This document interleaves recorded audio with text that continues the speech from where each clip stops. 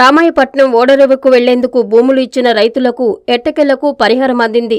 జాతీయ రహదారి నుంచి పోర్టు వరకు రోడ్డు ఏర్పాటుకు భూములు ఇచ్చిన చేవూరుకు చెందిన 13 మంది రైతులకు 1.66 కోట్ల చెక్కును నెల్లూరు కలెక్టర్ హరినారాయణ్, ఎమ్మెల్యే మహిదర్ రెడ్డి అందజేశారు. పోర్టు నిర్మాణ పనులను అధికార యంత్రాంగంతో కలిసి కలెక్టర్ పరిశీలించారు. ఈ సందర్భంగా కందుకూరు ఎమ్మెల్యే మహిదర్ రెడ్డితో పాటు ఇతర పోర్టు ఏపీఎంబీ, రెవెన్యూ అధికారులతో కలెక్టర్ సమీక్ష నిర్వహించారు. ఈ సందర్భంగా కలెక్టర్ హరినారాయణ్ మాట్లాడుతూ రామాయపట్నం పోర్టు నిర్మాణ పనులను వేగవంతంగా పూర్తి చేసేందుకు రెవెన్యూ, పోర్టు అధికారులు మరింత సమిష్టిగా కృషి చేయాలని కలెక్టర్ హరినారాయణ్ తెలిపారు. పోర్టు నిర్వాసితులైన ఆవులవారిపాలెం, మొండివారిపాలెం, కర్లపాలెం గ్రామాల ప్రజలకు అందాల్సిన R&R ప్యాకేజీని వేగవంతం చేసి త్వరితగతిన పూర్తి చేయాలన్నారు.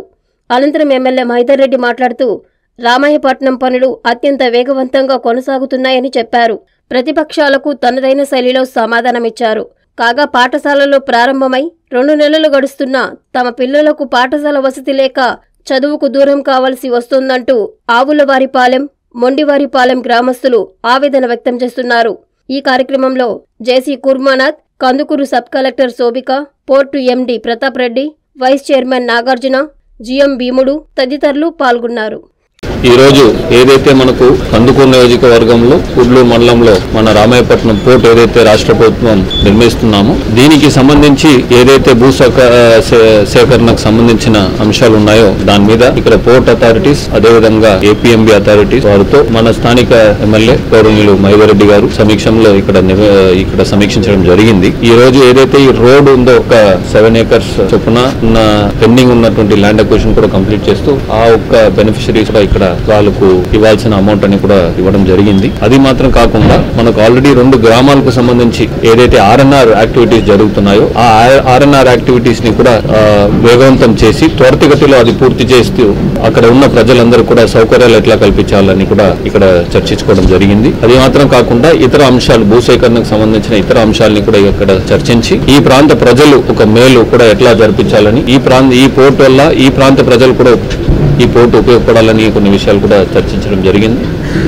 ఈ పోర్టు నిర్మిస్తూ ఈ ప్రాంతంలో అభివృద్ధి చెందాలని అందరూ కూడా కోరుకుంటున్నాము. దానికి అనుగుణంగానే అన్ని అంశాల మీద కూడా చర్చిస్తూ ఇక్కడ నిర్ణయాలు తీసుకుని ముందుకు వెళ్తామని ఈ సందర్భంగా తెలియజేసుకుంటాం. మన జిల్లా కలెక్టర్ గారిని కోరిన వెంటనే పోర్టు ప్రాంతంలో ఒకసారి మీరు సందర్శించి అక్కడ పునరావాసానికి సంబంధించి కానీ పోర్టు పనులు వేగవంతంగా నడిచేందుకు మీ వంతు సహాయ సహకారాలని, సూచనల్ని అందించమని కోరిన వెంటనే కలెక్టర్ గారు వెంటనే డేట్ ఇచ్చి ఈరోజు రావటం జరిగింది.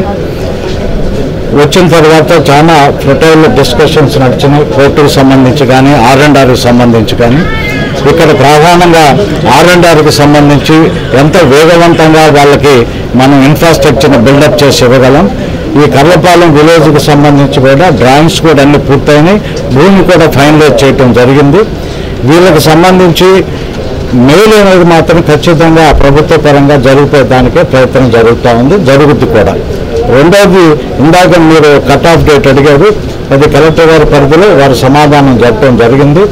కానీ పై స్థాయి నుంచి కూడా దానికి సానుకూలంగా ఆ కట్ ఆఫ్ డేట్ అనే దానికి కూడా ఒక సానుకూలమైన స్పందన మాకు ఇండికేషన్ కూడా వచ్చింది. దానికి సంబంధించిన పూర్తి వివరాలు ఆ వచ్చిన సమాచారం పూర్తి స్థాయిలో చేరిన తర్వాత మీకు తెలియపరచడం